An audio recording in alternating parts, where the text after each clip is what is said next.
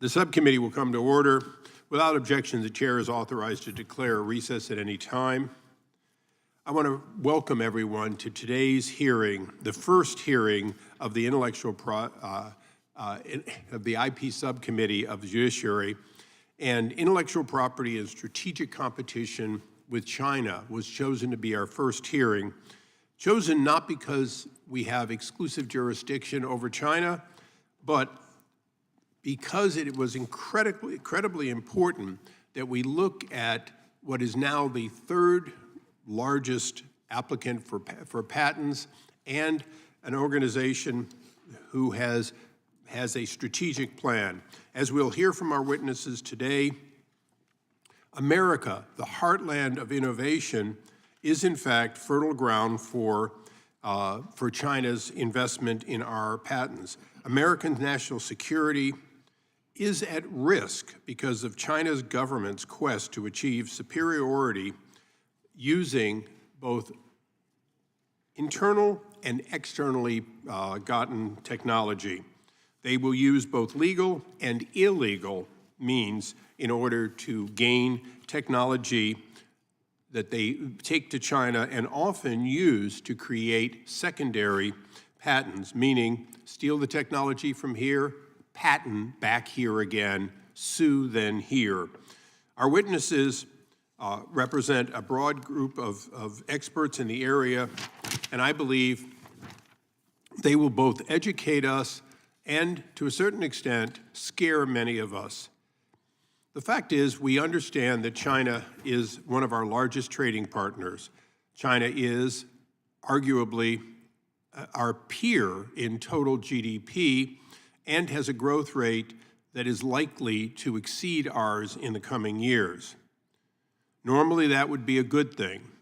Ever since Nixon went to China, we have believed that engagement with China and the growth of private enterprise and wealth of the Chinese people would in fact moderate the behavior of the Chinese Communist Party. As we'll hear from our witnesses today, not on the dealing of the Chinese Party, but on the dealing of the government relative to their desire to take from America and Europe technology for Chinese global advantage. And what is the price tag of that? To the U.S. economy, it represents anywhere from a low of $250 billion to estimates that reach or exceed $600 billion a year. That's more than the GDP of many aspiring countries. It is more than any one corporation would ever dream of making in a year, and it might in fact be low in our estimations. Entities funded by the government are also flooding the Patent and Trademark Office with dubious patent applications.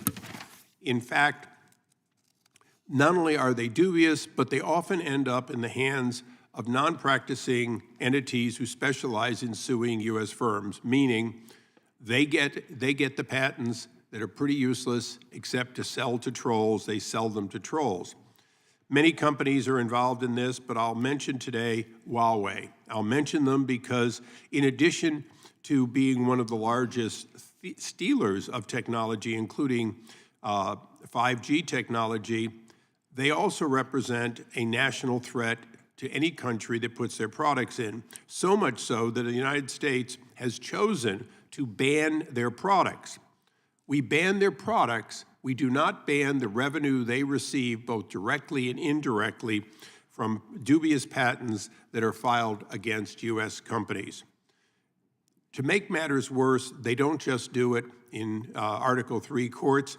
They use our ITC as though they were a domestic producer in order to sue and often stop an American company from producing a product that the American company invented. It should not be surprising then that the fastest growing foreign country of origin for U.S. patents is China. It went from 4th in 2018 to 2nd in 2022, exceeding Japan and our other allies. As troubling as that sounds, it could be worse. The World Trade Organization, the WTO, with support of the Biden administration, adopted a waiver that permitted China and other nations to disregard IP rights on COVID vaccines held by American companies. That is essentially a transfer of technology to China and other countries, and I would mention China and India as the two major beneficiaries.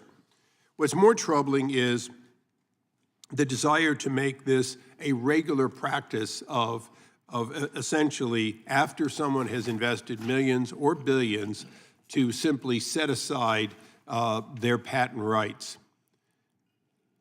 When patent rights are set aside, there is two sets of damage that can occur. The first set is the obvious, that your foreign markets disappear because the technology is available, and instead of buying your product or licensing your patent, they simply produce the competing product. But what makes matters worse is this technique also can create the seed for companies that otherwise would never be able to catch up or even pass us, and essentially put the U.S. innovator out of business by flooding the market with products that are the fruit of a patent not paid for, but given away. Many of these things would appear at times to be partisan issues. And certainly the fact that President Biden has made this decision makes it seem partisan. But let there be no doubt, many presidents of both parties have wanted to look on the world stage as though they cared more about the rest of the world than they cared about American ingenuity being properly rewarded as the Constitution requires.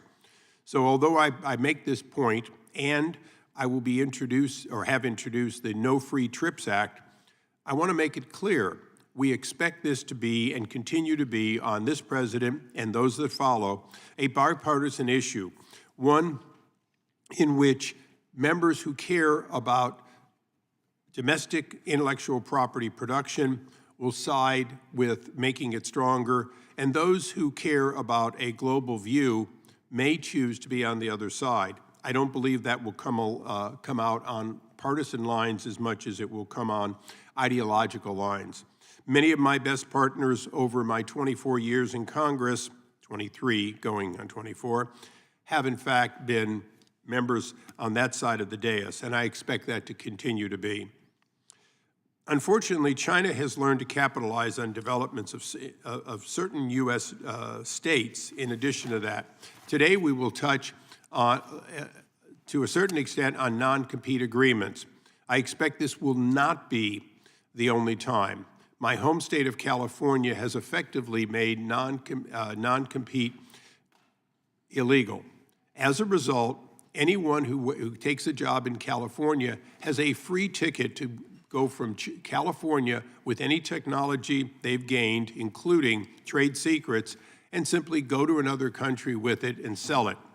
There are countless examples of that, including Qualcomm, Intel, and Google, and Apple, who have been the victims of technology developed, trade secrets developed, simply going to another country. And again, if they go to China, they often end up in patents that are the fruit of that otherwise unknown or developing technology.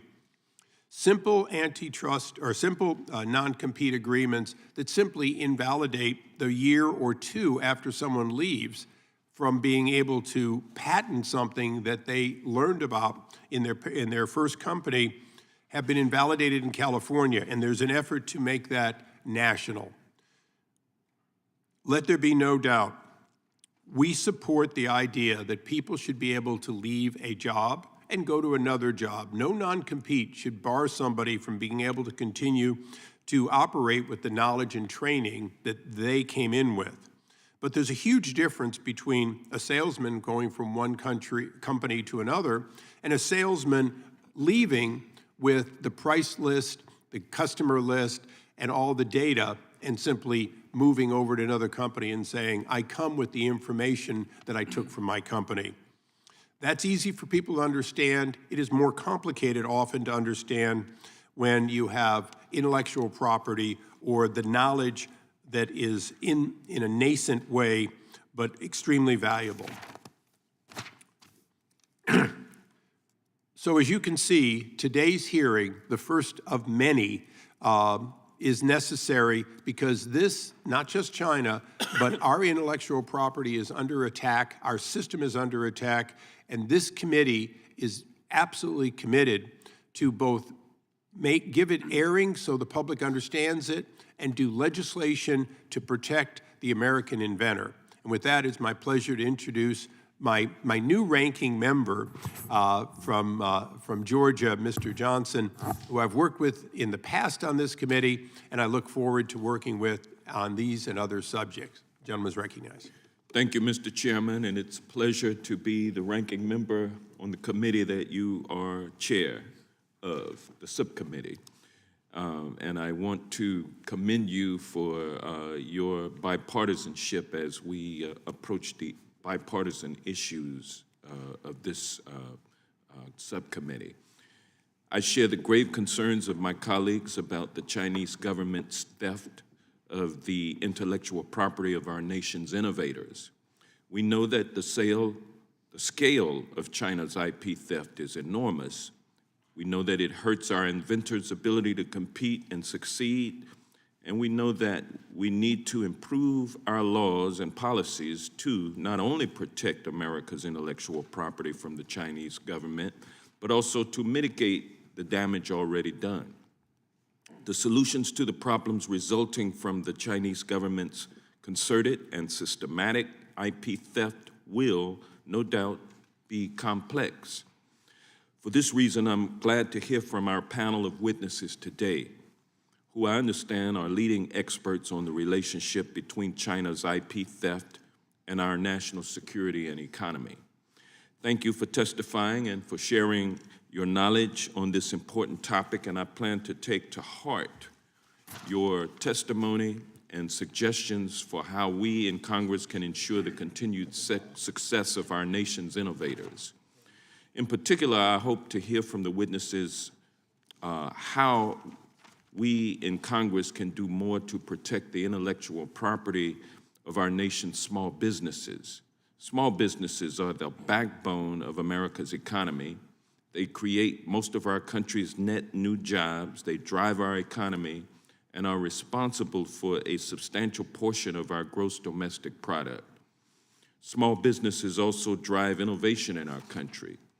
They are more likely to develop and bring new and disruptive technologies to market than large businesses. In my view, small businesses need strong intellectual property rights to protect their innovations.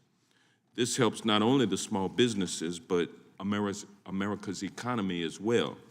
Small businesses that apply for patents and other types of intellectual property protections are more likely to grow quickly, hire engineers and scientists, and succeed than those businesses that do not engage in intellectual property protection.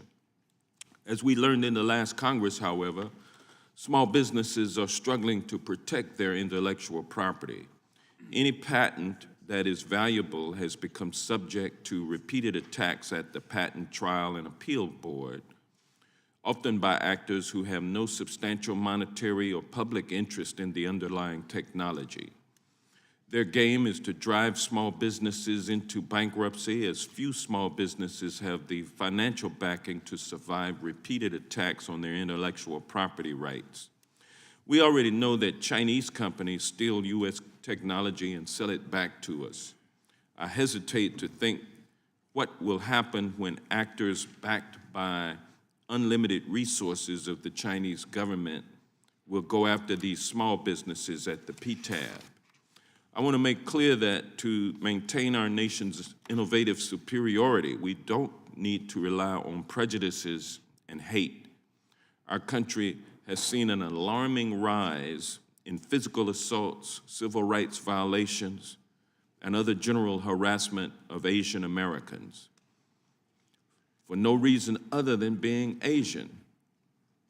I want to be clear that we are talking about a concerted effort by the Chinese government, not the Chinese Americans and not others with Asian heritage to steal U.S. intellectual property. We are in an innovation war with China, but we don't win that war by giving up our values and giving in to hate. In my view, we win by strengthening our intellectual property laws and policies, and by placing our American inventors, regardless of race, ethnicity, or national origin, in the best position to out-innovate the Chinese government. And so I call on each and every one of us in this subcommittee from both sides of the aisle to work together towards solutions. We must get to work right away. There's no time to waste, and with that, Mr. Chairman, I yield back. I thank the gentleman, and it is now my great pleasure to recognize the ranking member of the full committee, my longtime partner on this subcommittee, for his opening statement, Mr. Nadler of New York. Well, thank you very much, Mr. Chairman. Mr. Chairman, excuse me. A little over 20 years ago, the free world undertook an experiment and allowed the People's Republic of China to become part of the World Trade Organization, granting that nation permanent access to some of the most important markets in the world. Among other changes, this concession meant that China and Chinese companies had permanent access to our patent and trademark systems on the same terms as our own nationals. I voted against China's entry into the WTO because I had serious concerns about the impact that globalization would have on American workers, a concern that unfortunately has largely been borne out. I was also skeptical that many of the promised benefits of free and open trade with China, such as democratic liberalization and improved human rights for its people, would come to pass. Sadly, this concern, too, has largely been vindicated. Today, we see a government in China that has become increasingly authoritarian, using a vast array of technology to track its citizens and subjecting many of its people, most notably the Uyghur population, to shocking human rights abuses. On the economic front, China's entry into the free market system has failed to encourage the PRC to obey the rules and customs that govern the international economic order. Rather, it has simply enabled the Chinese government to manipulate those rules to its advantage. For example, a requirement that in certain high-tech sectors U.S. companies work with a Chinese counterpart has become one of many vehicles that the PRC has used to force technology transfer to their nation.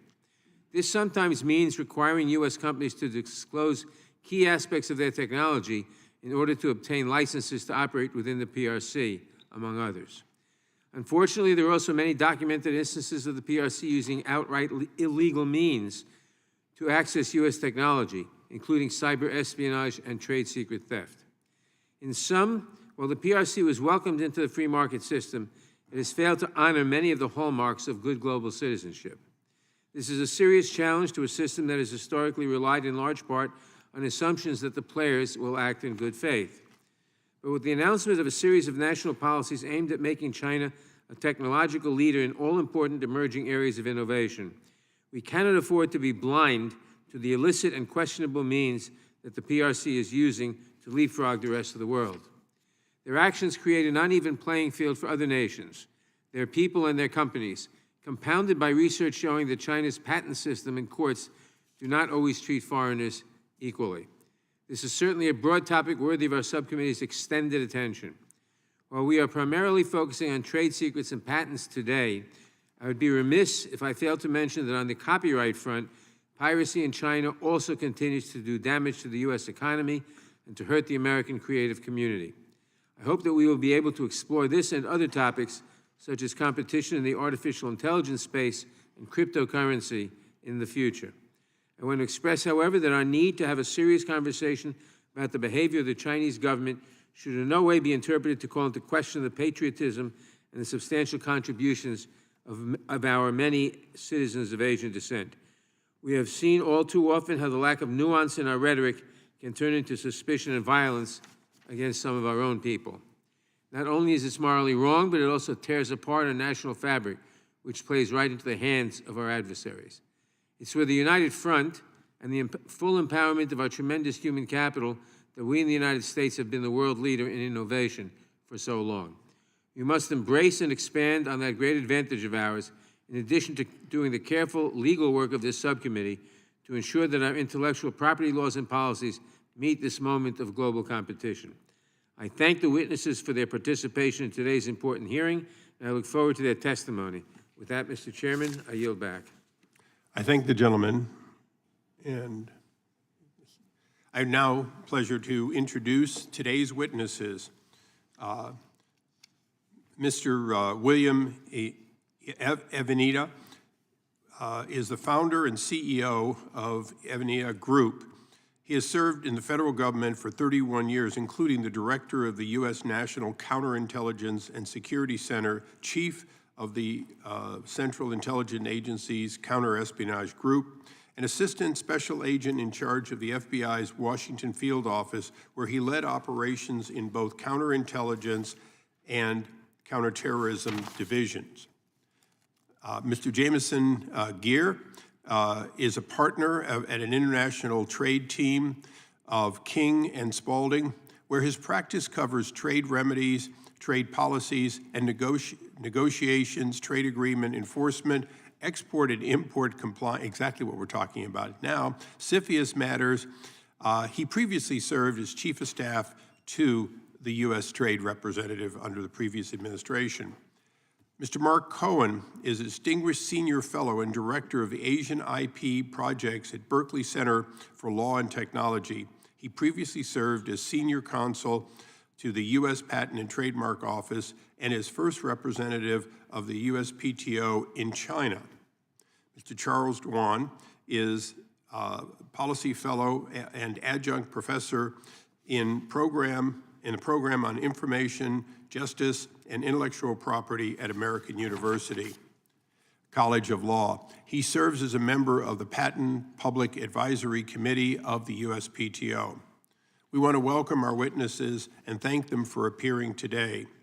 We will begin by swearing, as is the rule of the committee, swearing in. Would you please rise and raise your right hand? Do you solemnly swear or affirm under penalty of perjury that the testimony you are about to give will be true and correct to the best of your knowledge, information, and belief? So please say aye if you do. Please be seated. Let the record show that all witnesses answered in the affirmative. And then I'm supposed to say thank you, be seated, but I'm rusty at this. Please know that although your testimony is limited to 5 minutes, all of your written statements, opening statements, any additional information you want to submit within 5 days after this hearing will be placed in the record, so feel free to abbreviate. You're all pretty good at looking at clocks. Please try to stay right on that 5 minutes or as close as possible. And with that, we start with Mr. Evanita. Chairman, Ranking Chairman, members of the Subcommittee, it's humbly a pleasure to be here with you today.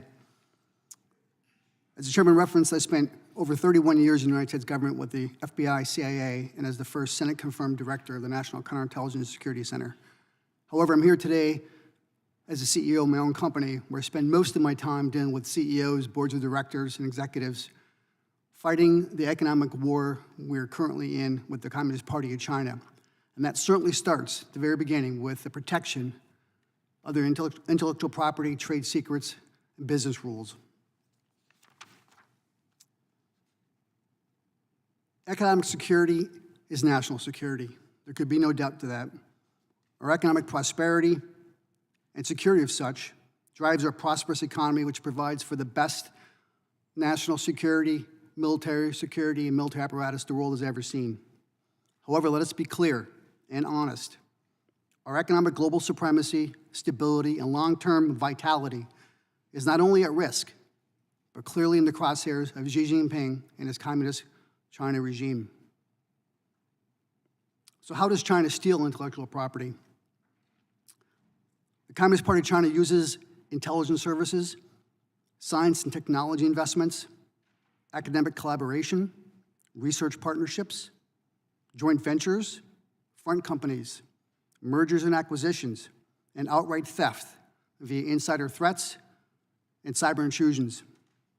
This whole-of-society approach, utilized by the Communist Party of China, sets the comprehensive and strategic framework for how China implements their grand strategy. It is currently estimated, as the chairman referenced, the economic loss from the theft of intellectual property and trade secrets just from the Communist Party of China and just from what we know via prosecutions is between $400 billion and $600 billion per year. To make it more relevant and personal, that equates to about $4,000 to $6,000 per American family of four after taxes. The economic cost to intellectual property theft is real. China's ability to holistically obtain intellectual property and trade secrets via legal, illegal, and sophisticated hybrid methods is like nothing we have ever witnessed. Actually, it is said by many to be the largest theft of intellectual property in the history of the world, and it just happened in the past decade. So what intellectual property does China steal? Well, everything. China's priorities for obtaining US-based intellectual property, trade secrets, ideation, and technology is pursuant to the publicly available Made in China 2025 plan. It is clear, concise, and at the same time strategic and comprehensive. Just to name a few: aerospace, deep-sea technology, biotechnology, information technology, manufacturing, clean energy, electric battery technology, and DNA genomics are just a few. Any CEO, board of director, in any of these critical industries must be acutely aware of the threat posed to them.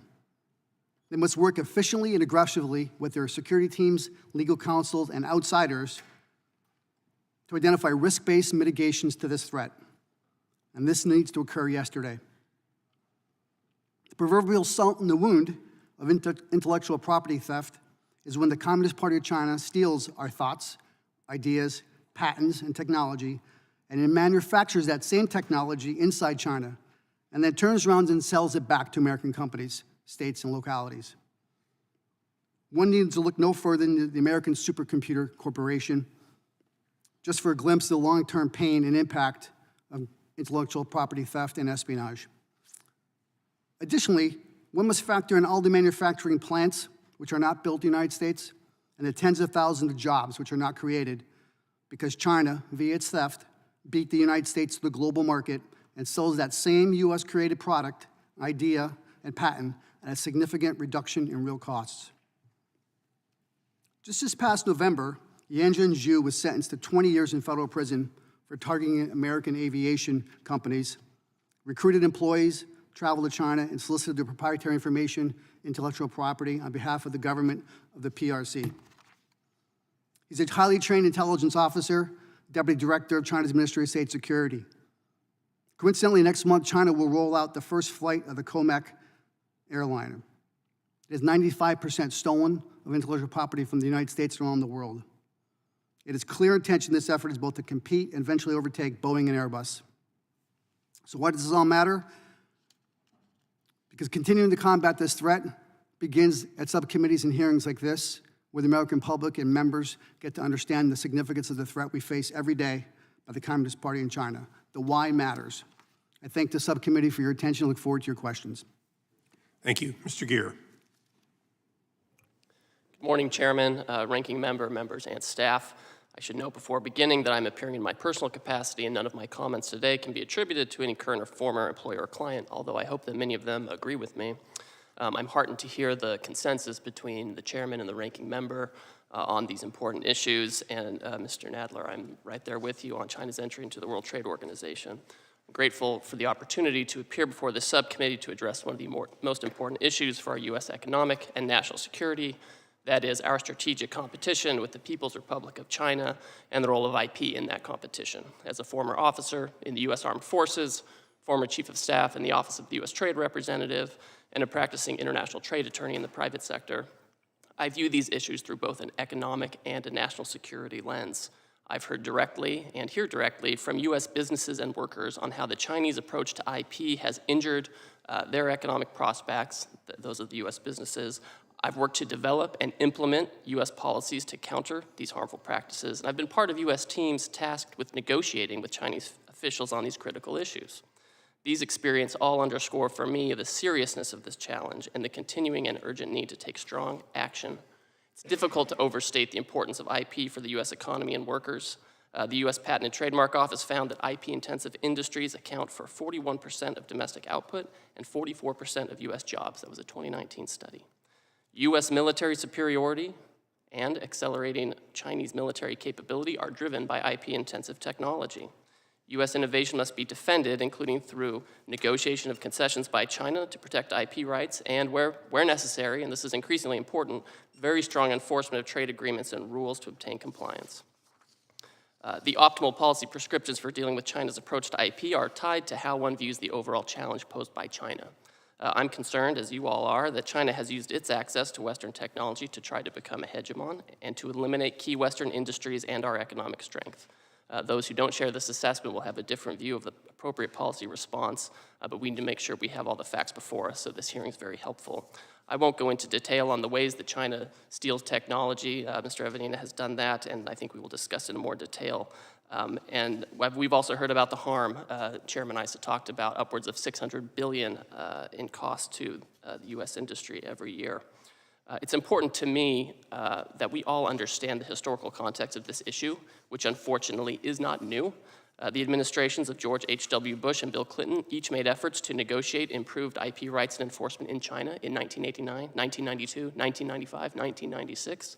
Each of these efforts resulted in small agreements with commitments by China to change. They didn't change, and unfortunately there was no enforcement following that. As Mr. Nadler pointed out, despite all of that, China was the red carpet was rolled out for China to enter the World Trade Organization and became also as part of that, the agreement on trade-related aspects of intellectual property, CHIPS. And then we saw under the Bush administrations and Obama administrations a series of dialogues where China once again agreed to make changes. In fact, you can see that if you look from 2010 to 2016, there are 10 occasions, some including Xi Jinping himself, where China agreed that they were going to make changes on IP. Again, promises are great, discourse can be helpful, but there was no enforcement. Fast forward then to 2017, when President Trump directed my former boss, Bob Lighthizer, to investigate China's practices under Section 301 of the Tariff Act of 1930, and most importantly, to take action if warranted. In the Section 301 investigation, which I have the report right here in my hand, I hope some of you have it too, it found that China was harming the U.S. economy through its practices.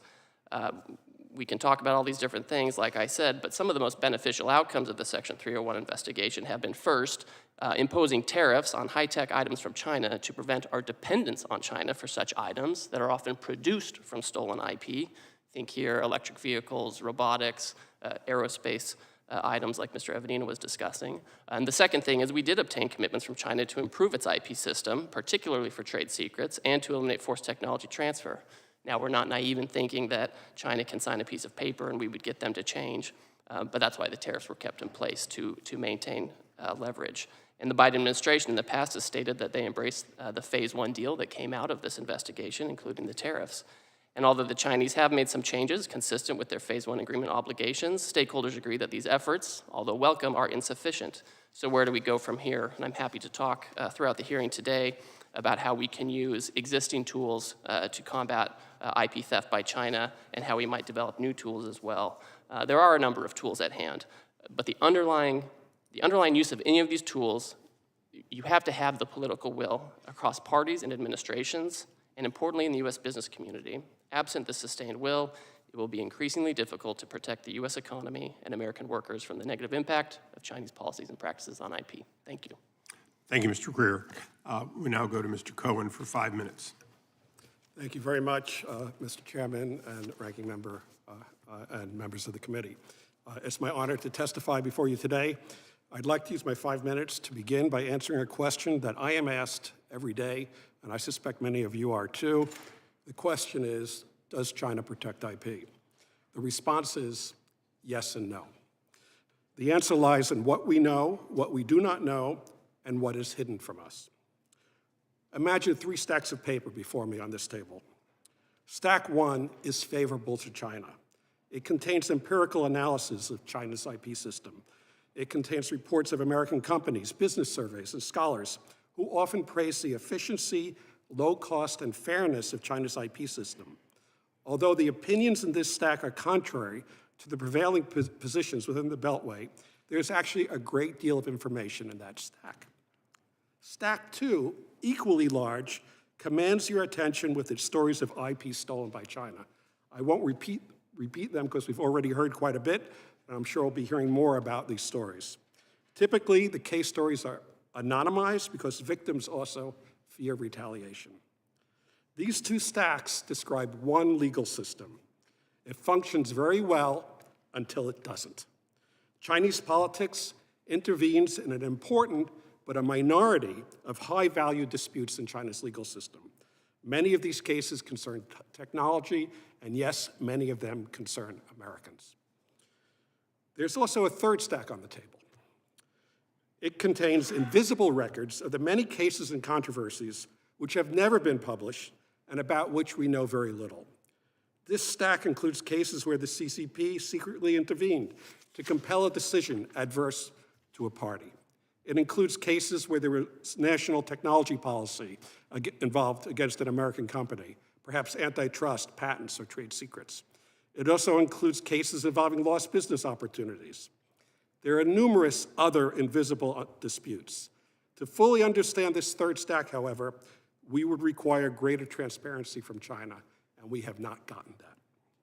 Sadly, the Phase 1 agreement did nothing to resolve this problem. For example, it imposed no obligations on China to publish its trade secret cases, to make court dockets more available to the public, or to improve transparency of the administrative patent linkage decisions. These deficiencies haunt us today, as they have for the past 2 decades. These 3 stacks tell us 3 complementary messages. Foreigners win IP cases in China. Foreigners are often victims of China's IP policies. And the third, we still do not fully comprehend how foreigners are being treated in China. Although these conclusions are compelled by China's lack of transparency, I believe that there are nonetheless tools that we can use to help us be better informed and make better strategic decisions. It's time for Americans, for the United States, to leverage the full range of data that we have on patents, on scientific publications, on manufacturing investments, industrial policy, customs intelligence, et cetera, to better assess our competitiveness and China's strategic goals. We might reconsider instituting the Office of Technology Assessment, which conducted many trailblazing technology assessment practices here in this body for US government and industry. We need to develop future-oriented technology assessments in key technological areas of concern. And I've seen these reports from China in great detail where they've enumerated how they would deal with US technological threats. We need to do the same. For law enforcement, that means we should be expending our efforts based on risk assessments that target key technologies, not on targeting ethnic groups. We should also consider reinstituting DS-362, the WTO case from almost 15 years ago that sought to compel greater transparency from the Chinese IP system. The good news in all of this is that China is in many respects a planned economy, and many plans are published, so it is really not too difficult to determine where China is targeting its efforts. I'd like to close for a moment by referring back to a statement by the chairman about the Federal Trade Commission proposed rule to ban non-compete agreements. And I could agree completely with your assessment. In fact, I believe that California would be well advised to suspend its ban on non-compete agreements when there is an international context. Right now, we've seen tremendous losses in California and from the United States generally when there's poaching of US employees or there's disclosures of confidential information in violation of NDAs or confidentiality agreements. China's own statistics prove that non-compete agreements are much easier to enforce than bringing a trade secret case. The chance of winning a trade secret case in China today is about 30%, whereas the chance of winning a case based on a non-compete agreement is anywhere from 66% to 90%.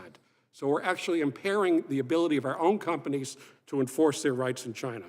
Privately ordered non-compete agreements are critical to prevent loss of trade secrets. I'm happy to provide more data to the subcommittee on this topic. Once again, thank you for inviting me to speak with you today. Thank you, Mr. Cohen. We now go to Mr. Duan for For 5 minutes, the gentleman's recognized. Good morning, Chairman Issa, Ranking Member Johnson, and members of the subcommittee. Thank you for inviting me to testify today on this important topic. Similar to Mr. Greer, the views I'll express in this testimony are my own, not those of any affiliated organizations or institutions. Intellectual property is the infrastructure that underpins and shapes American innovation. And as with any other infrastructure, its reliability and trustworthiness are critical to national security at a time when technological progress defines American leadership around the globe. My colleagues have discussed the defensive role of intellectual property protecting against China's IP theft. I'd like to focus on a different aspect that, Mr. Chairman, you've alluded to quite a bit in your discussion, an offensive role in which China and other competitor nations might exploit our IP system by obtaining and asserting US patents in ways that unfairly harm American innovators. My written testimony reviews a number of ways that China could and does offensively exploit American patents, but here I'd like to focus on one example that I found. 2 years ago, the holder of a patent on an autonomous vacuum cleaner demanded that Amazon remove a product listing of an allegedly infringing competitor. Under its patent-neutral evaluation rules, Amazon notified the seller. The seller almost immediately brought suit against the patent holder, charging that the patent had been wrongly granted and that it should be invalidated. So far, this sounds like a typical story of a patent dispute, and indeed, it involves an American startup and a massive Chinese conglomerate. In this case, though, the patent holder was the billion-dollar company Xiaomi Electronics and its subsidiary Beijing Rock Robo. The alleged infringer was a company based out in Washington State. In other words, you had a major Chinese firm asserting a US patent against a US business. Now, I want to be clear, there's nothing wrong with a Chinese company obtaining, holding, or even asserting a US patent. It would violate our international obligations to say otherwise, and discriminating against patent holders based on nationality would only encourage other nations to do the same, or even worse, to engage in a tit-for-tat sort of competition. Additionally, I'd like to thank Mr. Ranking Member for mentioning the concerns about discriminating based on ethnic origins. I think that that's an important point that I want to carry through this hearing. My point here, though, is simply this. Patents defend Americans from foreign IP theft, but that's not all they do. As Mr. Chairman and Mr. Ranking Member, you mentioned, trade secrets can often be the better tool for the sort of defensive job protecting us from IP theft because of the territorial limits of patents. The more concerning role in my mind of US patents is this sort of offensive use. Companies like Huawei, as you mentioned, Mr. Chairman, asserting them in the United States against small businesses and American innovators. Already, we know that over 50% of US patents go to foreign applicants. China is poised soon to be the top filer of US patent applicants likely to overtake Japan in just a couple of years, and particularly is focusing on sensitive fields like 5G and artificial intelligence. If US patents can be obtained too easily, or can be asserted unfairly, then China could strategically use them to hamper American innovators and slow down our technological progress.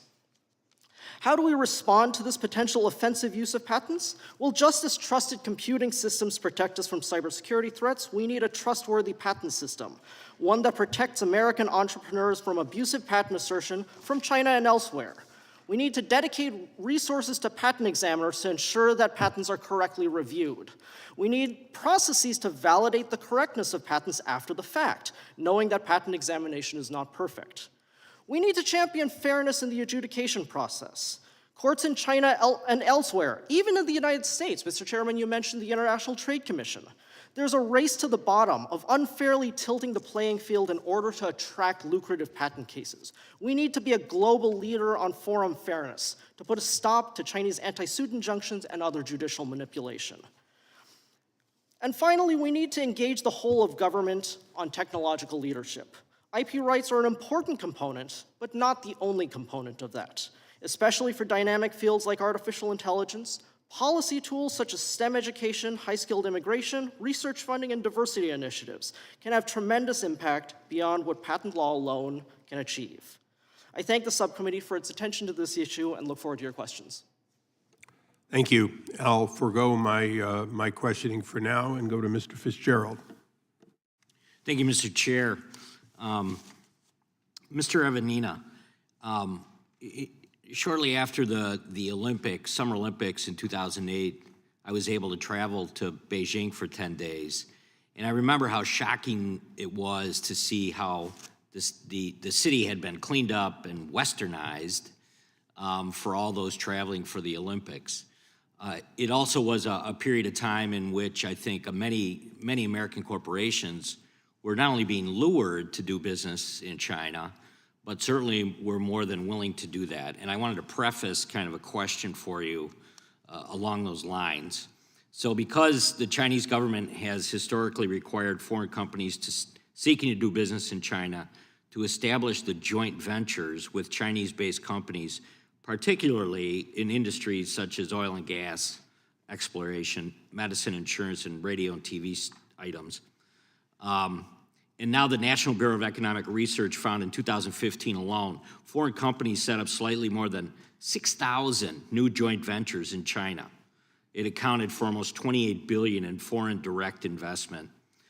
And then the same study also found that as soon as 3 years after inception of these joint ventures, we all kind of know what's going on, the Chinese firms in that same industry not only exceed the technology that was brought to them by American corporations, but then also increase the productivity related to that entire industry. So my question to you is, sometimes I think we're our own worst enemies in this area, in that we continue to allow corporations to enter into these joint ventures. They, at the end of the day, come away with millions of dollars in new revenue and productivity, but are we kind of chasing our own tail in this regard? I'm wondering if you could respond to that. Congressman, thanks for the question. A bit complicated response, but yet simple in terms of thought process. I think a couple things are true with your statement. Number one, we don't play by the same rules as the Communist Party of China. We have the greatest capitalist society country in the world has ever seen, which results in businesses and industries wanting to invest globally to have a significant return on investment. And that has been true for 2 decades with anything you invest in with the Communist Party of China or companies that are within that country. So that is true. So it's hard to say to a capitalist society business entity, don't invest in China because of X, because we are a capitalist society. But for the first time ever, I'll proffer to the subcommittee that we are in a space right now where our global supremacy, our capitalist mindset is clearly superseding and overlapping with our national security and national interests. And I think it's going to be a crosshairs where we have to now look at what's the obligation of a financial industry, of a corporate or startup to say, listen, your investment in the Communist Party of China is fair from a capitalist perspective, but it's writ with security issues for you and the nation. And let's look at your issues in your next quarter earnings versus the national interest and national security. I think that's a really tough conversation to have, but we're going to have that. And I'll just follow up with, just as of this week, I've had colleagues in Congress say we need to set a path for many American corporations to wean themselves off of this.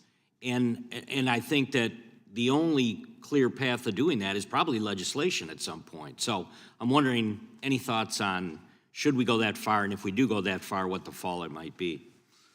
Yeah, that's a great legislative question, a policy question about that intersection between Congress and the private sector with respect to capitalism. But I will say that I believe with the impending Taiwan situation and what happened in Hong Kong and the course we're on with the Communist Party of China, that eventually investors in China will start to feel the pain. And I think they will start to begin to not be able to withdraw the money from investments. And I think the Communist Party of China will start to force us to feel the pain of that investment. I think that will change the course of American investment in China. Thank you very much. I yield back. I thank the gentleman. We now recognize the ranking member of the subcommittee for his for his questions. Thank you, Mr. Chairman. Mr. Cohen, you testified that U.S. policies and laws weakening our patent system in key areas, such as patent-eligible subject matter and the availability of injunctive relief, have given China an opportunity to surpass us in innovation. Can you explain in more detail how China has exploited our weakened patent system? Yes, thank you for your question. To someone who observes IP developments on both sides of the Pacific, it was interesting to me to see that at the same time as cases like Myriad and Bilski were decided by the U.S. Supreme Court, China amended its examination guidelines to permit the very same subject matter, ineligible patents, to be granted in China. Now, this was probably due in some small measure to the U.S. Supreme Court decisions and an opportunity perceived by the Chinese Patent Office, as well as China's own economic growth, that it was becoming very successful in fintech, in genomic discoveries, and medical diagnostics and related areas. So there's a bit of self-interest here, as well as a bit of a competitive edge. Studies that have been done by Adam Mossoff at George Mason, Dave Kapos and others have shown that in many cases, patents that were ineligible in the US were eligible in China and the European Union and many other countries. That's one aspect. The other aspect is eBay. In China, injunctions are basically automatically granted if there's a finding of infringement. This is really critical to China because damages are low. So having an enforceable injunction means that you actually have a useful remedy in China's huge market where so many goods are manufactured and sold. So that becomes an attractive position for China to play in attracting global litigation. And I should say that part of this is is by no means secret that China wants to be a center for global innovation. So it wants to attract these cutting-edge industries, and we've seen it with companies like Alibaba and Baidu and Tencent and others. But it also wants to be a center for international IP litigation. And how that evolves is a bit unclear. But they do have a cadre of over 2,000 IP judges, 2,000. And not only that, but many of these judges and IP officials have since been promoted to higher levels within the Chinese government. I think we have yet to appoint a federal circuit judge to the U.S. Supreme Court. China has had at least 2 IP judges appointed as justices of their Supreme Court. And we've seen other promotions within the Chinese bureaucracy. Xi Jinping... Well, let me stop you right there. Yeah, sure. And let me ask you this question. In your view, how would making injunctions easier to obtain make U.S. corporations more competitive with China? Well, it makes China a more attractive place to litigate. Obviously, injunctions that are abusively asserted will not advance U.S. innovation, but the availability of injunctive relief for those who practice inventions is a significant advantage. There's no doubt in China that injunction is available if there is a finding of infringement. Thank you. I'd like to ask anyone who cares to respond. I'm particularly interested in the ability of small businesses in advanced areas of technology to be able to grow and thrive. I believe this is one of our greatest sources of competitive strength against China. What challenges do you think that our small businesses face when they try to enter the Chinese market with respect to intellectual property rights that big businesses might not? And are there remedies that Congress should consider in response? I can tell you that statistically, if I may answer, small businesses have a very low utilization rate of the Chinese IP system. That is small foreign businesses. So you're looking at less than 1% of the patent applications, for example, and probably a very small cohort of the litigation as well. Why is that? Some of it is lack of knowledge. Some of it is that small businesses may be focused on the U.S. market, and they may be unaware that their products are being infringed, counterfeited, their information may have been stolen in the Chinese market, so there's that as well. Barriers to entry, such as high legal costs, where they don't know how to secure the proper advice. The USPTO is a great outreach program, the China Roadshow, where we do reach out to small businesses. It was a core part of my function when I was attaché. And I know those have been expanded over the years as one tool that we have, but I think it is a continuing problem frankly, that small businesses have difficulties enforcing their IP rights in China and frequently don't even take the basic steps of securing the right to begin with. Thank you.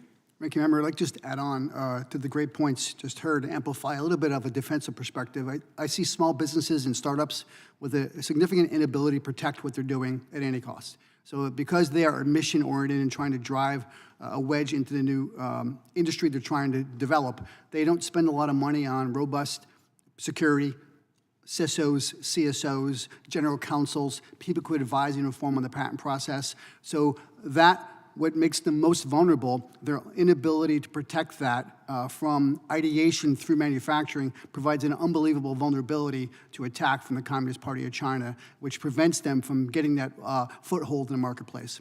Thank you, and I yield back, and I thank the chair for his indulgence. And I thank the ranking member for his thoughtful questions. We now go to the gentleman from Virginia, Mr. Klein. Thank you, Mr. Chairman. I want to thank you for holding this hearing. I'm glad to see it's part one, and there are going to be many more to follow. But you know, when it comes to intellectual property, the Chinese Communist Party has been eating our lunch for many years across both parties' administrations. I wrote down they're eating our lunch. Now I think it needs to be changed to they've been stealing our lunch money and parading it in front of us. But we're in the Biden administration, so let's talk about the Biden administration. Their own policies are further gifting the CCP with more ways to steal IP from American innovators and companies. 3 ways in particular: ending the DOJ's China initiative, supporting the WTO's TRIPS waiver, and the FTC's recent proposed rule regarding non-compete agreements. First, I want to go to Mr. Evanina, and let's talk about the China initiative. Last year, the Biden administration shut down this initiative, begun during the Trump administration, a national security program focused on prosecuting IP theft by Chinese government agents. In the weeks leading up to this decision, Director Wray called China the biggest threat to U.S. security. Would you agree with that assessment? And can you talk about the national security implications for the U.S. If China continues to achieve its goals to move into the aerospace, pharmaceutical, and information technology spheres? Congressman, thanks for that question. And I would proffer by saying there is no extent to hyperbole when it comes to the Communist Party of China. And eating our lunch is probably minimizing the risk in the theft. And I concur with Director Wray and anyone else who talks about the reality and the facts behind what we see here. To address your China initiative issue, my information is that that was a decision to change the name of the initiative, right? So from what I understand, the cases continue. There's still over 1,000 Chinese cases of economic espionage, theft of trade secrets, and intellectual property that continue today. That was probably a political decision to satisfy constituents and get rid of the word name Chinese. But the issue continues to bear fruit. I do think that this is a whole society approach to defending what we're seeing every day, and it's going to take Congress and the entire country to help mitigate the threat. Thank you. Mr. Cohen, let's talk about Chair Lena Khan's announced rule that would prohibit non-compete agreements nationally, coming on the heels of California weakening or eliminating the enforceability of non-compete agreements, which China has, as we know, capitalized on. In your article, The FTC's War Against U.S. Technology Competition with China, you wrote about the relationship between non-competes and trade secret protection. And can you talk about that, and can you talk about instances where California's refusal to enforce non-competes has affected trade secret protection? Yes, thank you very much for your question. To get to the second part of your question first, I draw your attention to a case involving Gerald Yin who was formerly at Applied Materials. He went to establish his own company in Shanghai with about 30 other Applied Materials employees to engage in semiconductor manufacturing equipment. Mr. Yin has, I believe, according to a Wall Street Journal article, was placed on the entity list by the Department of Commerce last October. This is a critical technology. It's directly competitive with our own companies, and it would enable China to produce leading-edge semiconductor equipment. See, I have no problems domestically with non-compete agreements, if that's what the country wants to do. I have a problem with facilitating poaching of U.S. employees by foreign companies overseas. And I think this could actually create a great risk for the CHIPS Act. We're going to see several large fabs built in states which enforce non-compete agreements, not in California, regrettably. But if you can imagine TSMC sending a whole team of its best employees to Arizona to build a state-of-the-art fab, a Chinese company comes along and says, I'd like to bring out a team of 30 of your best employees to China. And there's nothing to stop that if non-compete agreements are invalidated. So there's an important deterrent effect. The other thing is that trade secret litigation is usually after the fact, after the stuff is stolen. It's rarely granted as a matter of a preliminary injunction. So you're basically in a position where whatever remedy you got may be inadequate to address the loss. And that's part of the reason non-compete agreements are the most effective, your first question. Because by being able to prosecute a non-compete agreement, you don't have to prove that there's a trade secret. You just have to prove that there was a violation of the obligation to not work for a competitor. This also mitigates the risk of secondary loss, which happens in a trade secret case when you reveal your confidential information to a court or to an administrative agency. You don't want to have that happen, and that's one of the reasons that some companies don't want to bring trade secret cases, because they're afraid there will be a secondary loss. So a non-compete agreement is easier to enforce, it's cheaper, it mitigates the possibility of secondary loss, and as I mentioned earlier, the chances of success, if you were to bring the case, for example, in China, and I believe in most other countries in the world which permit non-compete agreements, are much higher than if you were to litigate a trade secret case, and less expensive. Thank the gentleman. We now go to the ranking member of the full committee, Mr. Nadler, for 5 minutes. Thank you, Mr. Chairman. Mr. Cohen, there are a lot of reasons why some of us favor non-compete agreements. What would you, but I understand the concern about China. What would you think about if we were to pass a national non-compete agreements, but say that it doesn't apply to Chinese companies? Yeah, I think and my conflicts of law teacher would say you would have a renvoi provision, that is that you would let it be governed by foreign law. I mean, China has its own restrictions on non-compete agreements, and I think if you left it up to companies to draft non-compete agreements that comply with foreign law, that would be a solution to addressing the problem of poaching of trade secrets by foreign companies of U.S. technology. So that could apply to any country in the world. It doesn't necessarily need to only apply to China. So you think it's a good idea? I think that's a good idea. I think actually that would be a good provision for California to add on to its existing ban on non-compete agreements, that a non-compete agreement would be enforceable in an international context. And frankly, before the FTC came up with that proposal, I was trying to develop some momentum to amend the California law. Thank you. Mr. Duan's written testimony makes a point of noting the low quality of Chinese-owned patents, while Mr. Cohen's testimony cites research suggesting that China is currently the world leader compared to the United States in 37 out of 44 advanced areas of technology. I find it difficult to reconcile these two statements, and in particular, I'm concerned that we are unwittingly blinding ourselves to appreciating how serious our competition with China already is. Mr. Cohen and Mr. Duan, would you like to comment on this? First, Mr. Cohen. Well, I think we have blinded ourselves for over 20 years in not dealing with the technological threats that China presents. And if we had time, I could go through my own horror stories as a U.S. government official, where I have tried to get American agencies to recognize that trade secret protection is enormously important, technology licensing is enormously important, patent protection, plant variety protection, all the technological areas of intellectual property need to be front and center. China always had a goal of regaining its historic Industrial Revolution era supremacy in technology. This is nothing new. What is sad is that we did not recognize China's emerging competitive edge in so many areas, through legitimate practices and less legitimate practices of the type we've just heard from.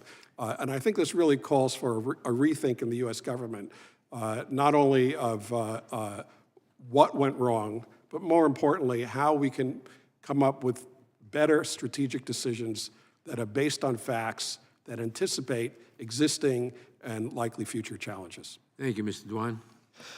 Yeah, I think the first part of answering that question is distinguishing between patents and innovation, right? It's possible to file a patent application on a very simple technology, one that doesn't really push the boundaries. And what we've seen from a lot of Chinese patent applications and patents is that because of the subsidies that China has provided, because of the quotas that China has used, China has encouraged the filing of a lot of patent applications, but often ones that are of these sorts of low quality.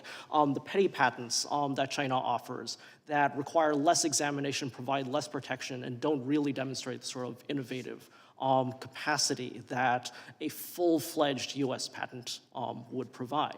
Now, that's not to say that those patents are useless. In fact, we have examples from American law history in which a flood of low-quality patents ended up getting into the hands of entities that were often shady and we couldn't figure out what was going on with them, becoming tools in which companies could assert them against small startups, against small businesses, preventing Main Street restaurants from putting menus, from putting electronic menu displays up, things like that. So that's where I would be concerned that even though there are lots of low-quality patents, they might turn into these problematic tools. Thank you, Mr. Cohen. A basic premise of the treaties governing IP to which the U.S. and China belong, the TRIPS agreement, is that foreign entities will have the same access to patenting and court enforcement of those patents as nationals. According to your testimony, however, it seems that U.S. companies as well as other non-Chinese companies are not availing themselves of the Chinese court system to enforce their patents much at all. In other words, it seems that we are de facto not getting the benefit of the bargain anticipated in the agreement. Do you agree with this? And if so, how would you recommend we consider responding? Well, I agree with the statement, and I think this points to a problem that is little talked about, which is low utilization of the Chinese IP system by foreigners. Now, this may be because some foreigners are frustrated, they have a lack of confidence in the system, but when you try to take the low utilization rate and also compare it to the high success rate, it's a dilemma that's very hard to resolve. In some areas, like software piracy, Microsoft, for example, according to published data, has had a 100% success rate in litigating software piracy cases, as have most of the other large software companies. In patent litigation, numerous studies show that foreigners win at a higher rate than Chinese litigants in patent infringement cases, that they are more likely to get higher damages, and that they're more likely also to get injunctive relief. In one case, actually, the Beijing High Court, for 1 year, the success rate at that important court for foreigners litigating IP cases of all types was 100%. So how do we explain low utilization? I think part of it is also attributable to the fact that many foreign companies view IP litigation as not so much a legal act, but a political act. There's a cost. They're going to have to lobby the Chinese government. They may have to lobby the US government. There may be a public relations cost. And when they put all those things together, they end up backing away from the Chinese IP system.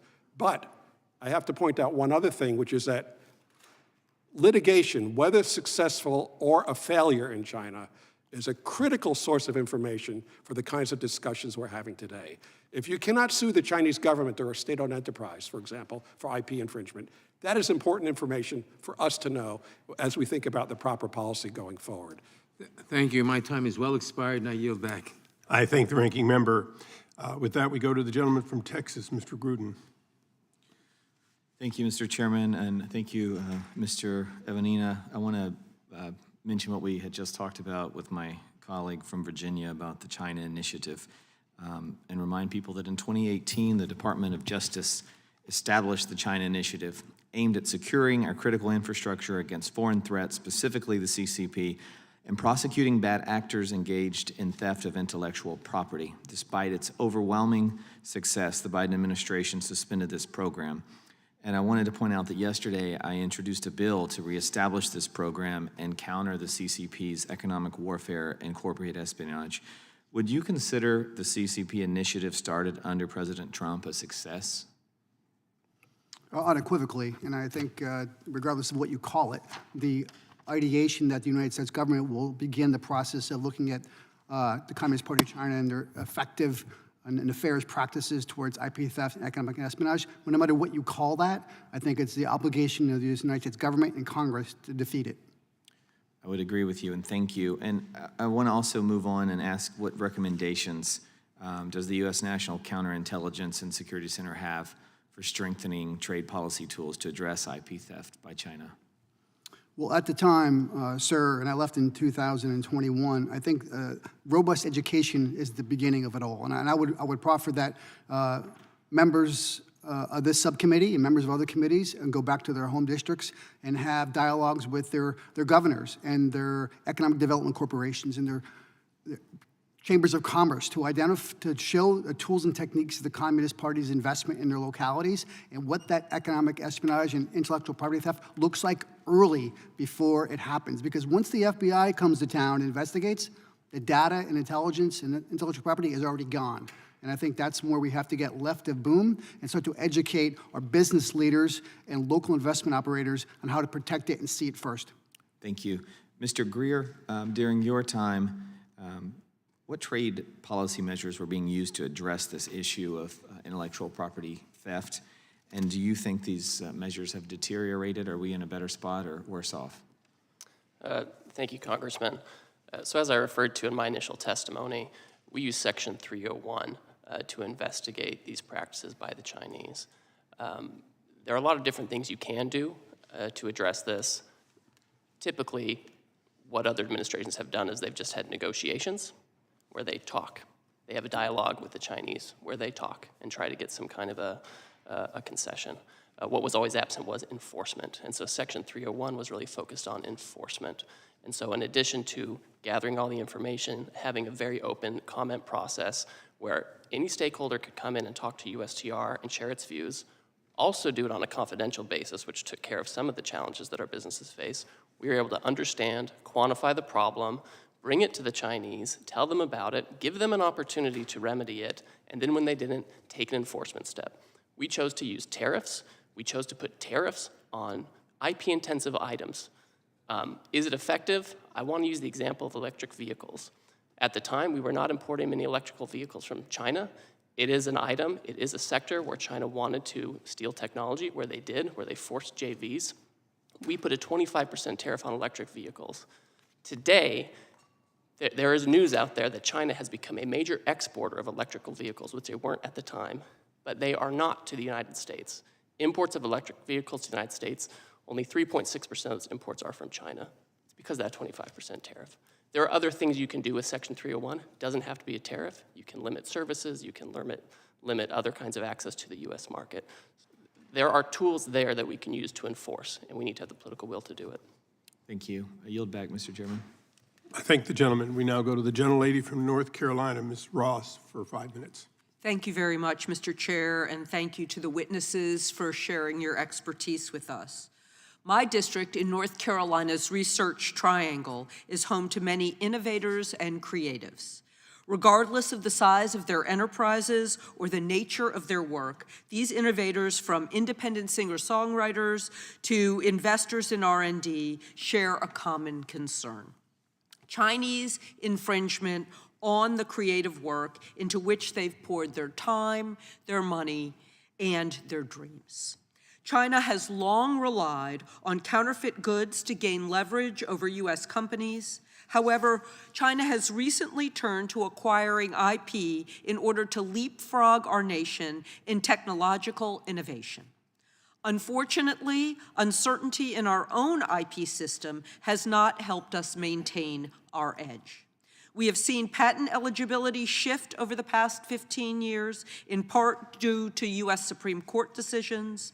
And while it's important to keep bad patents from clogging our IP system and hindering legitimate innovation, one analysis found that nearly 1,700 patent applications that were rejected in the United States were approved by both the EU, China, other countries, not ours.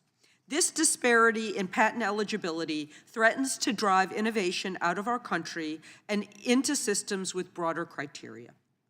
It's not only investors in R&D who are threatened by China's growing interest in U.S. IP. As TikTok has recently risen in popularity, independent musicians sometimes find their music picking up listeners and even going viral on that app. However, the royalties on TikTok are hundreds of times lower than what other streaming services offer, leaving musicians undercompensated. I'd like to submit an article by Elias Light in Billboard magazine entitled "TikTok Pays Artists Almost Nothing in Music Royalties, and the Industry is Losing Patience," into the record, Mr. Without objection, so ordered. So, my first question is for Mr. Greer. Apart from what we've been hearing today and what we might do with China on the legal end, shouldn't we also hold stores, retailers, and the distributors of counterfeit goods in this country accountable? What about the companies that sell products built from IP theft? Congresswoman, thank you for that question. Yes, I agree with that. When we talk about enforcement as being something that the Chinese understand and that the Chinese can react to, of course we should be enforcing our own IP laws here in the United States. We've heard about Section 337, which is really about imports coming in. But to the extent you have violations here in our country, and maybe it's a subsidiary of a Chinese headquartered company that's doing it right here, why wouldn't you enforce that? I think that's exactly the right approach. Thank you. And Mr. Cohen, is it true that China's patent system is more aligned to how our patent system worked decades ago? And is China making their own patent laws stronger as they become more of an innovator nation? Great question. The Chinese patent system was basically modeled on the German system at its outset. And I think over the past 10 to 20 years has been a profound influence of the United States. There was a tremendous reluctance in the 1980s for China to have a patent system. There was a sense that no individual in a socialist economy should have a private property right in an innovation. And originally the patent system was largely catering to foreign interests. China discovered that patents, when they were acquired by foreigners in China, were the opening door, if you will, to foreign investment. So their motives to have a patent system were actually intended very clearly to attract foreign investment, to attract foreign technology. That was really what they were trying to do at the outset. The system has become stronger and more sophisticated. I mentioned the 2,000 IP judges. The growth of the patent office has been phenomenal. I mean, China's total patent applications are several multiples of the United States at this time. They do a tremendous outreach effort, and they do a lot of support to their own companies in areas that are highly competitive with the United States. For example, in Research Triangle Park, you have a thriving biotech industry, and I've heard Chinese patent commissioners and deputy commissioners talk about what they have to do for their generic companies so that they can compete better with innovative companies.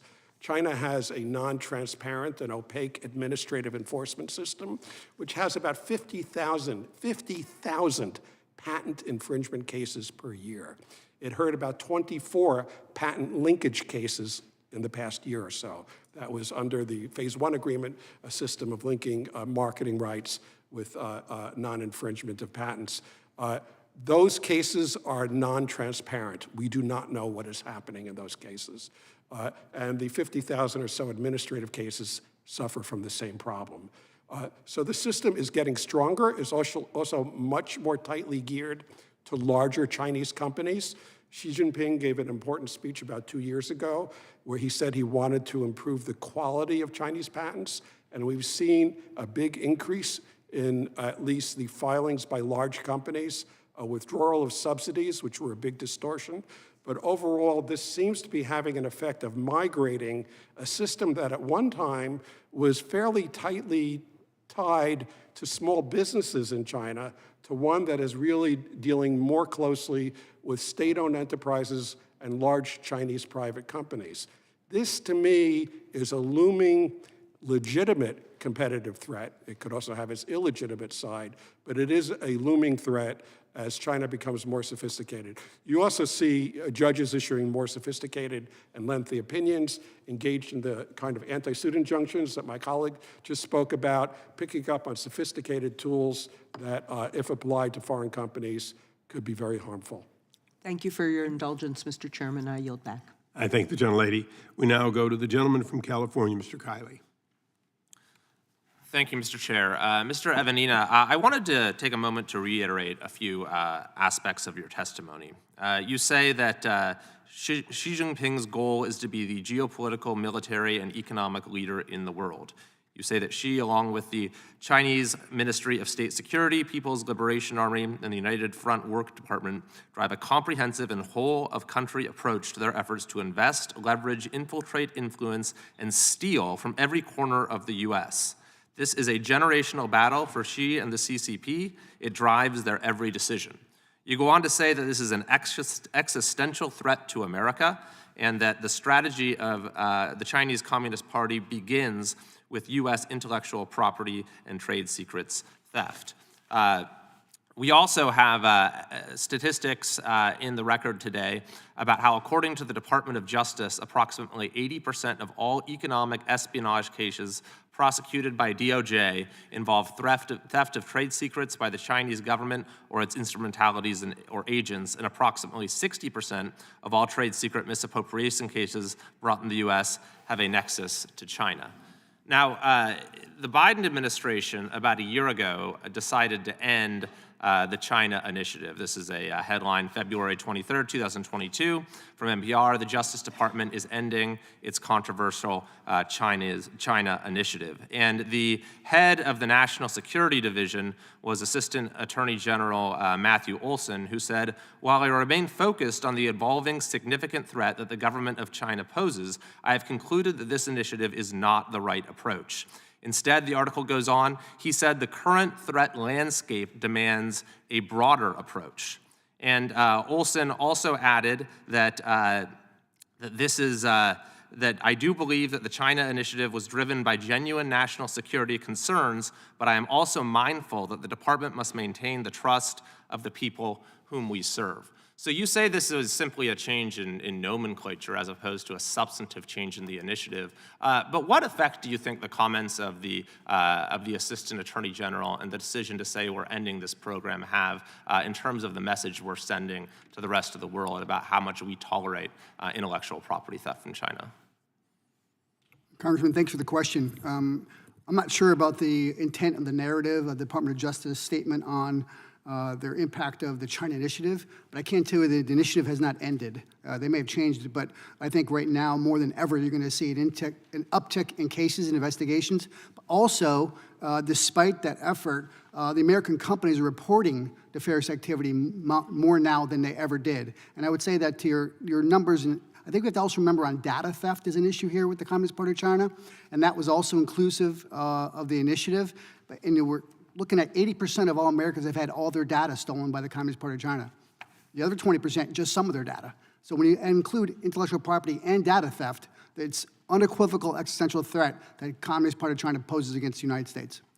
Thanks very much. And Mr. Cohen, you quote a study in your testimony about how China's global lead extends to 37 out of 44 technologies right now when it comes to innovation in a number of crucial technology fields. And you also discuss how we need to have a better understanding on how the declining scope of patent-eligible subject matter has affected U.S. competitiveness with other countries, including China. So it seems there's a few aspects of the problem we've been talking about. There's the Chinese theft, the theft of U.S. intellectual property by the Chinese Communist Party and its agents. There is the growing capacity of China to produce its own intellectual property. And then there's perhaps, in some ways, our declining capacity in the United States to keep pace. So I just wanted to give you a moment to discuss the extent to which that third facet of the problem is something that we could address, and what are some concrete steps to do so. Great question again. Thank you for that. This question, I think, relates to declining STEM education in the United States, reliance on foreign talented students coming here rather than our own people to be educated in STEM-related disciplines. I think also in terms of competitiveness with China, I think the lack of Chinese-educated scientists, Chinese language-educated scientists and diplomats also contributed to a lack of deep understanding of the Chinese competitive threat, if you will.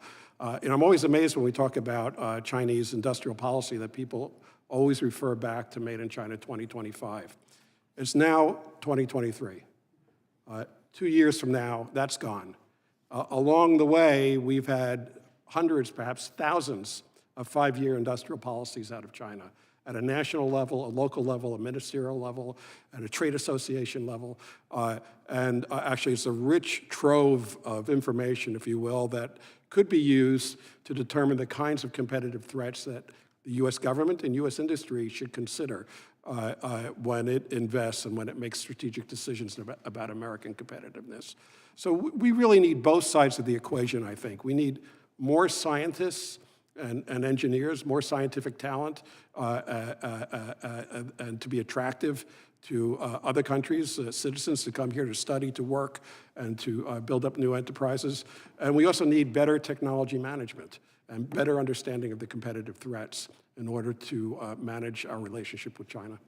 I thank the gentleman. The gentleman's time has expired. We now go to the other gentleman from California, Mr. Schiff. We have a lot of gentlemen from California on this subcommittee, and that's a good thing. Must be something about California's position in IP that drives us all here.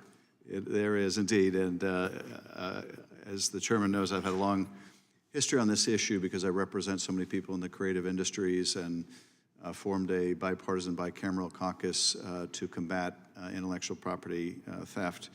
Mr. Cohen, one frustration I've had, deep frustration with the administration, is we still don't have an intellectual property enforcement coordinator. Why is this taking so long? Why is this a problem? I don't understand the delay. I wish I had the answer. I feel like we desperately need that Ipec role in place. I think the Ipec plays a critical role in coordinating the alphabet soup of U.S. government agencies involved in intellectual property. I think the average American is unaware of how extensive that alphabet soup is. It's the USPTO, it's DOJ, it's DHS, it's USTR, it's the Copyright Office, it's any number of agencies that have an interest in intellectual property protection and enforcement, and it's, of course, its relations with state and local governments as well. And in order to make that system work, we need a coordinator in the White House. I would also like to see, frankly, a deputy PTO director in charge of international affairs, because I think it's very hard to be running an office of 10,000 plus people and also to consider the international implications of the issues that we're talking about today. And do we see the impact of not having these positions filled, or is it a separate problem that in agreements like the Indo-Pacific Economic Framework, there aren't stronger IP provisions? Well, I think this administration has taken a light approach to intellectual property, particularly in an international context. The free trade agreements or texts that are being discussed have very little of IP in them. If you contrast that to the RCEP agreement that China shepherded through, it's the largest free trade agreement in the world, I think, right now. Has about 30% of global trade under its roof. There is an IP provision. There is an IP chapter in there. It's IP light, but it's also a broad agreement. So I don't know why the U.S. cannot be promoting intellectual property, which at the end of the day is, I think, good for the companies that we're negotiating with as well. And of course, it's critical for industries that have a high degree of vulnerability in the digital environment, like motion pictures, music, and software. And just to follow up on a couple of questions my colleagues asked about non-disclosure agreements, about China's abuse of the patent system, surreptitious funding of patent trolls. Does it make sense to approach it not on a country-specific basis, that is single out? You can have non-compete clauses vis-a-vis China. Does it make more sense to try to identify those who are abusing the patent system or who are stealing intellectual property and have a standard where if you're a vexatious litigant as a foreign country or some metric by which we can provide greater protection rather than singling out a particular country? I'm concerned that if we start singling out particular countries, we weaken the framework that this country has invested in for so many years regarding most favored nation treatment in the TRIPS agreement and in Berne and Paris and other treaties that are basically the bedrock of the international system. I think we should be singling out practices, not individuals certainly, and not countries if we can. We have had successful, if you will, application of export controls against Fujian Jinhua, which was accused of stealing trade secrets from Micron. That was about 3 or 4 years back. And of course, there's been recent legislation in Congress to sanction foreign persons who steal U.S. intellectual property. So there are alternative mechanisms through export controls in particular, visa denials and the like, that can be used if a system is completely intractable. I'm a little concerned about the legislation passed last December because I think we need to make a showing that you cannot protect your trade secrets in a given country, let's say China, and therefore we have to impose an export control measure denying access to U.S. capital and the like. See if I can sneak in one last question here before the clock runs out on me. Trying to put some limits, for example, on the screens that American films can be exhibited on, et cetera. We have no limit on Chinese films exhibited here. How do we better use our market strength to command fair treatment in other countries like China without giving them all the benefits to operate domestically and having none of those advantages when we operate there? Yeah, the 34 film quota has been a thorn in the side of Hollywood for quite a long time. One answer, it's not a complete answer by any means, is... And a short one would be appreciated. Yeah, okay. The vacuum is filled by piracy. So we have to do something about the piratical content that's out there in order to drive legitimate content. Beyond that, this is something where China is within its rights to deny market access under its TRIPS and WTO accession. So our biggest tool right now is, I think, IP-related. Thank you, Mr. Chairman. Thank you. We now go to the gentlelady from Florida for 5 minutes. Thank you, Mr. Chairman, for holding today's hearing on this critical issue. These witnesses make clear the CCP is engaged in an insidious and expansive campaign to target U.S. economic interests and our national security through litigation and exploitation of U.S. policy. The CCP is capitalizing on weak non-compete laws in states like California, filing excessive invalid patents, and committing criminal espionage. In my home district, Chinese nationals and a Navy officer were indicted for attempting to steal a Navy vessel and take it to China. Had they succeeded, this one act would have provided the CCP with valuable information about our technology, our military, and our strategic defenses. It is an example of the significance of this type of investigation and this type of work by our federal law enforcement partners. The United States must do more to defend our country, to respect invention, and to encourage innovation. We must protect research, data, and intellectual property from theft, misuse, and infringement. And where we see unlawful conduct, we must commit ourselves to swift and strong enforcement. I thank our witnesses for their presence and their testimony today, which helps us shine a light on this threat to our economic strength and our national security. With that, Mr. Evanina, I would like to return to your testimony and the discussion related to the China initiative that you were offering earlier. And specifically, I would like to visit the subject of our institutions of higher learning and our universities. Would you please speak to, we know that China has been attempting now very aggressively to infiltrate some of our universities, to steal intellectual property there, and to benefit from the innovation and research that is occurring on American university campuses. Would you please speak to what the China initiative was doing in that regard and what we need to be doing going forward to protect those institutions? Thanks for the question, Congresswoman. I think when you look at the question you pose on academic institutions, it's the bedrock for what makes America the best country ever.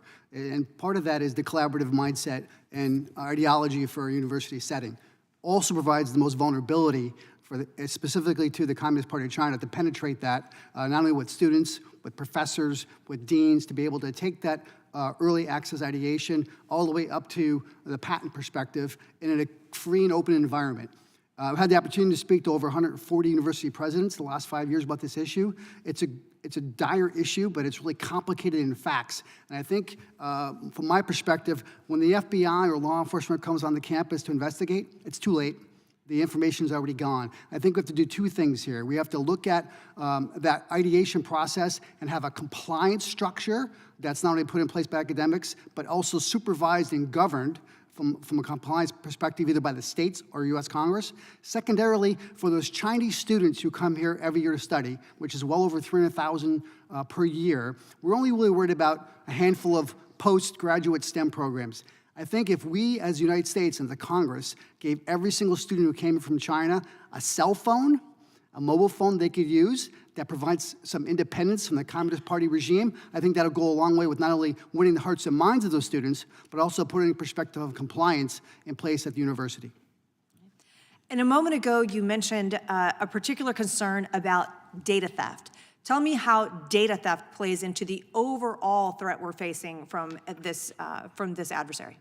Sure. Well, I think data is the new global commodity. And I think the Chinese Communist Party got to that fact way before we did. And I think when we look back over the last 5 to 7 years, the amount of data theft that occurred from cyber breaches and insiders really connotates the direction for what Xi Jinping wants to not only drive their AI, but they're targeted American citizens, global citizens around the world. You can only have the best AI and quantum computing if you have the most data to run it against. And that's been part of the strategic plan for the Communist Party of China, is to acquire the global repository of data through theft and otherwise.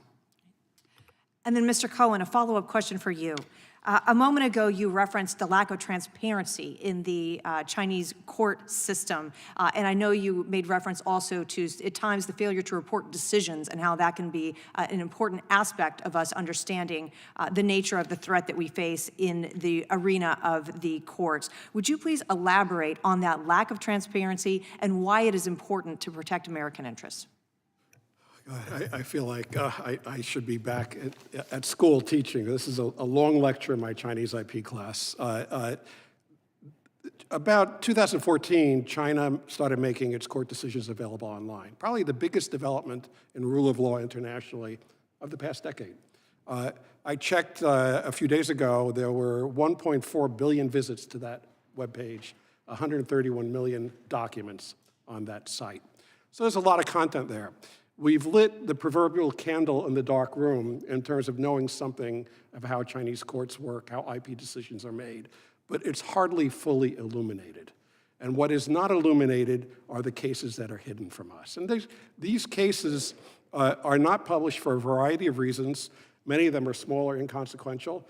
Many contain confidential information, particularly the trade secret cases, and China doesn't publish cases having confidential information. That's part of the reason we know so little about the trade secret environment in China. In fact, of the published cases, about 600 of them over the past several years, only 5 of them involve foreigners. 5. Were there more than that? Possibly, but it's an extremely small cohort to make a decision.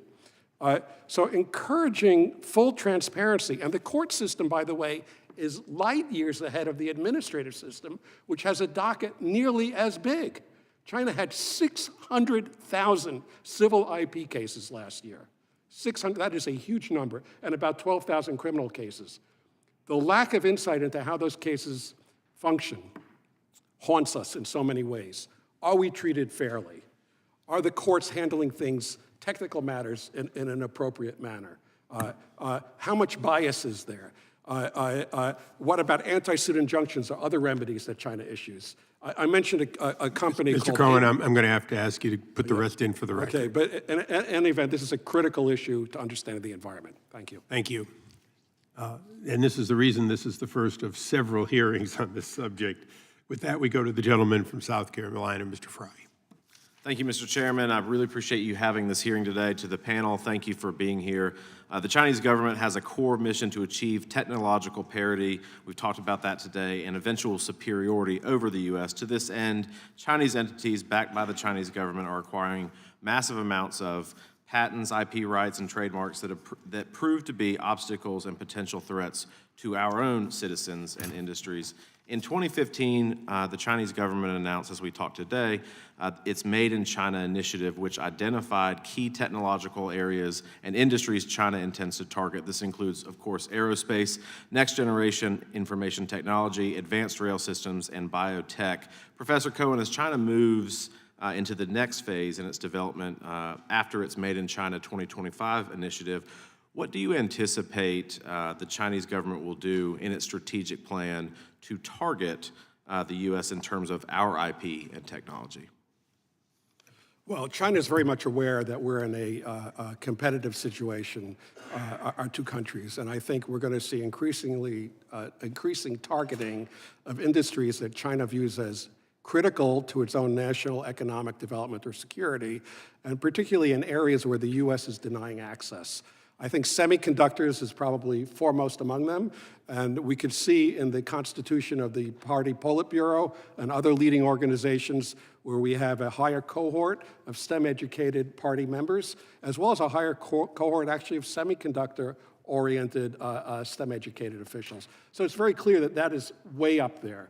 I think biotech is some of the other areas we mentioned, particularly in AI, security applications involving AI, and anything involving national defense, including national defense patenting.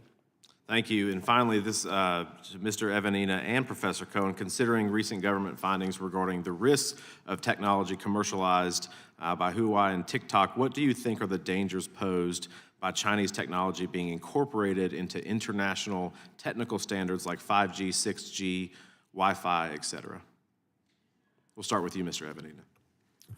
Thank you, Congressman. I think the threats are significant, and the U.S. government, intelligence apparatuses, and law enforcement need to do a much more effective job at educating the American public of why that matters. For instance, the current war on TikTok, the issue, the conversation, the dialogue, it is not a political issue. This is a data-driven issue of the nefarious, not only capabilities, but intent of the Communist Party to get into that software and have access to your entire phone. We just do not educate well enough what that threat is.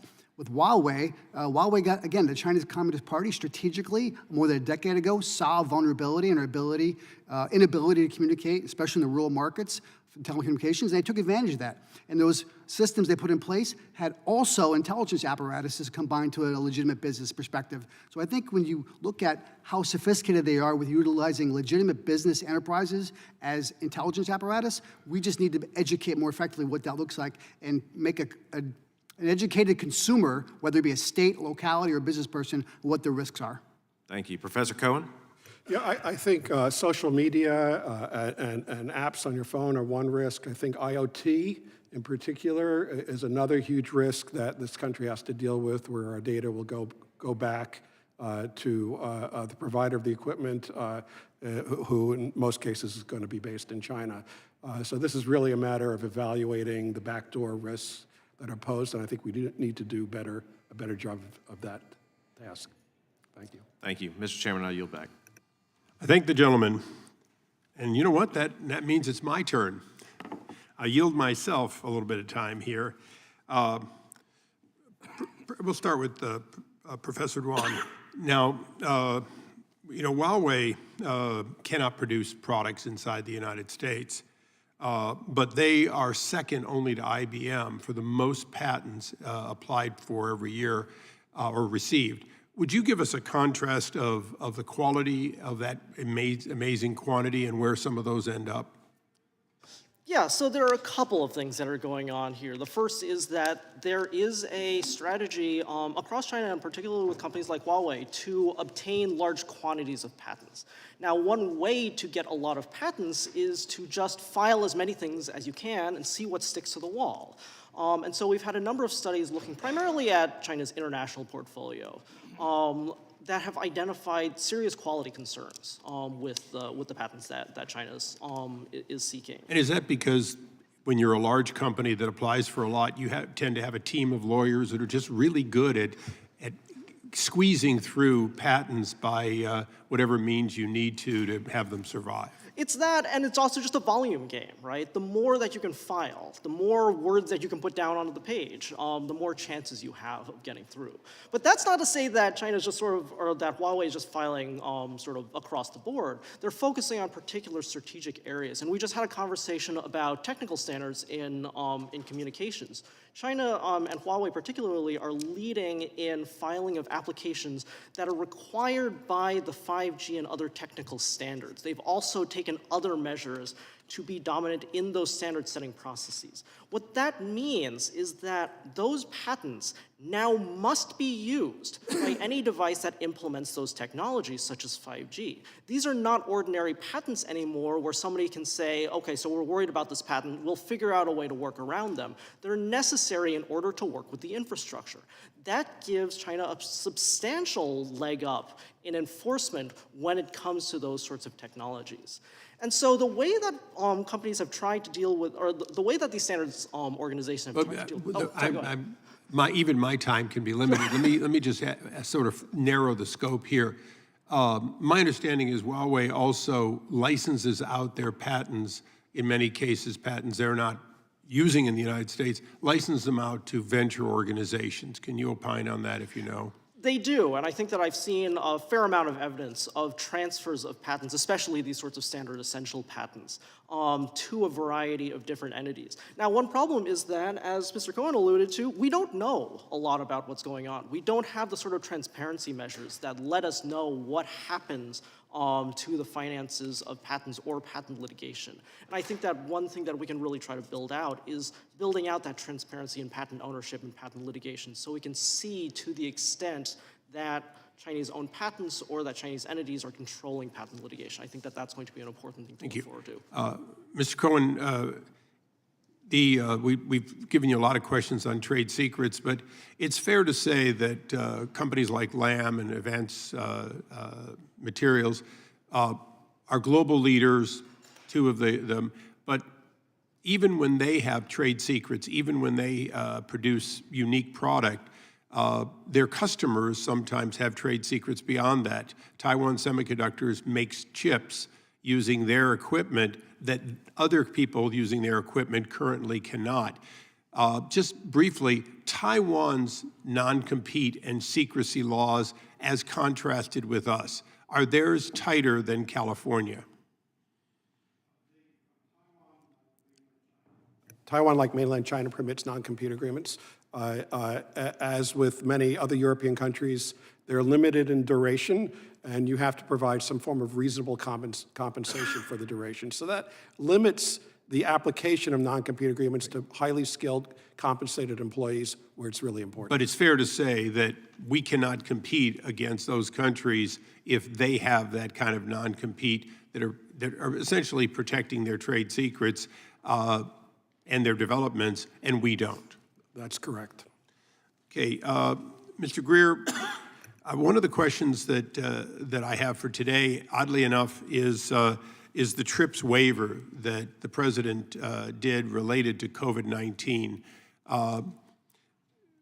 One, would you, in your old boss, have recommended any sort of a waiver? And if so, would you have limited the waiver to not to the patents themselves, but to production of the product?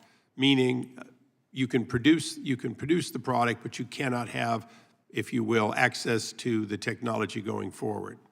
Well, sir, the waiver was first requested in 2020 and was presented to Ambassador Lighthizer, who declined to endorse that. So that part of the answer is yes. That's right. So that's that. You know, the TRIPS agreement already has space in it and was amended once already to provide clarity on what we call compulsory licensing, right? If you have a situation where voluntary licensing just doesn't work out and you can't come to terms, it provides for compulsory licensing. And so this idea that you're going to have some additional TRIPS waiver is not only duplicative to some degree of what's in the TRIPS agreement, but also undermines international IP rights going forward at a time when the WTO is already on thin ice.